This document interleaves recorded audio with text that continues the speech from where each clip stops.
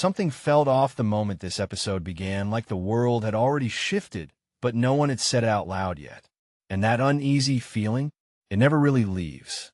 It just grows slowly, quietly, until by the end, you realize you've been holding your breath the entire time. So, jumping into Outlander Season 8, Episode 8, this isn't one of those episodes that grabs you with chaos right away. It pulls you in differently.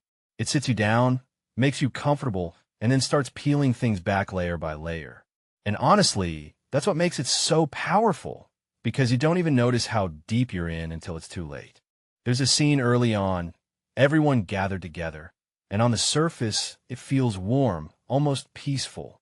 But look closer, the way people pause before speaking, the way certain glances linger just a second too long. It feels like everyone is aware of something they're not saying, like they're trying to freeze time without admitting it. And I couldn't shake the thought, are we watching the last moments of something that will never exist again? And then we shift into France's story, and the tone changes completely. Her grief doesn't feel dramatic or overplayed. It feels heavy, real, and honestly a bit uncomfortable to sit with. She's not just mourning, she's searching. Searching for answers, for reassurance, for anything that tells her the world still makes sense. And when she speaks to Roger, there's this quiet desperation in her voice that hits harder than any emotional speech could. Because what she's really asking isn't just about her sister. It's about whether any of this, faith, hope, belief, actually means something. And then comes that moment at the Stones. No big build-up, no warning.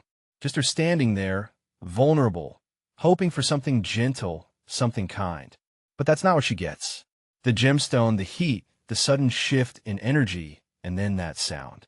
That intense, overwhelming buzzing that seems to come out of nowhere and yet feels deeply connected to everything. If you know what that means, it hits instantly. But what makes the scene so fascinating is that she doesn't. To her, it's not a revelation, it's fear. Pure, confusing fear. And I kept thinking, what if she misunderstands it completely? What if the very thing that connects her to something extraordinary becomes the thing that pushes her away from it?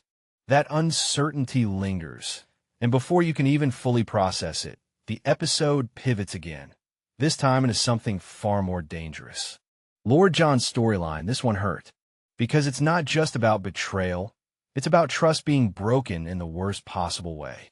Watching him walk into that situation, there's this quiet tension building, like you know something's wrong, but you're just waiting for it to happen. And when it does, it's sudden, brutal in its simplicity. No drawn-out struggle, no dramatic warning, just a moment, and everything changes. And now the question hangs there. What happens next? Because this doesn't feel like an ending. It feels like a setup, like the consequences of this haven't even begun yet. And somehow, it feels like William is going to be pulled right into the center of it, which makes everything we see between him and Jamie even more important. Their dynamic in this episode, it's complicated in a way that feels incredibly real. There's no instant resolution, no perfect reconciliation, just years of truth, pain, and misunderstanding sitting between them. You can see William trying to hold on to his anger, trying to make sense of everything he's learned, but then these moments creep in. Small ones, quiet ones, doubt, connection. And Jamie, you can feel how much he's holding back.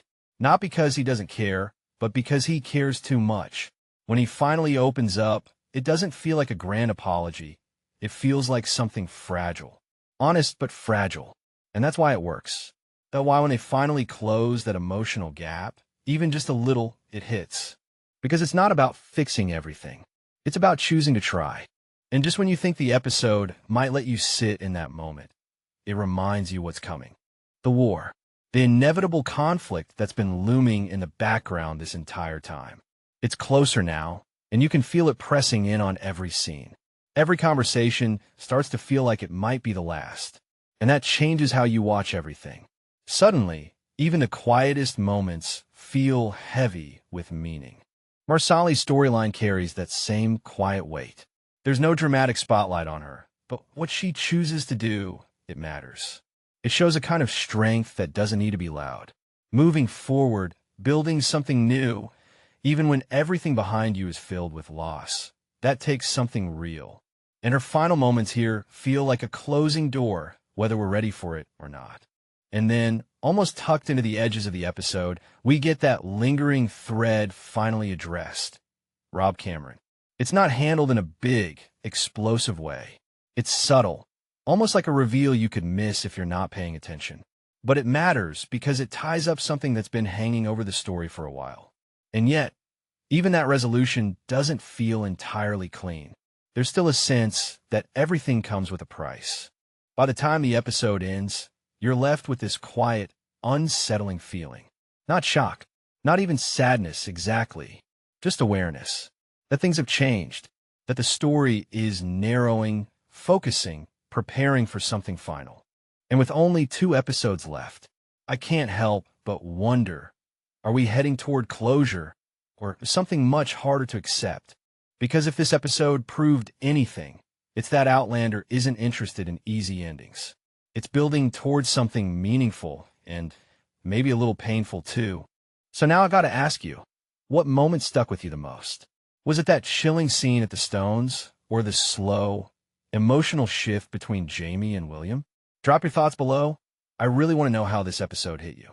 And if you're feeling that same mix of excitement and dread for what's coming next, stick around. We're almost at the end, and something tells me these final chapters are going to stay with us for a long time.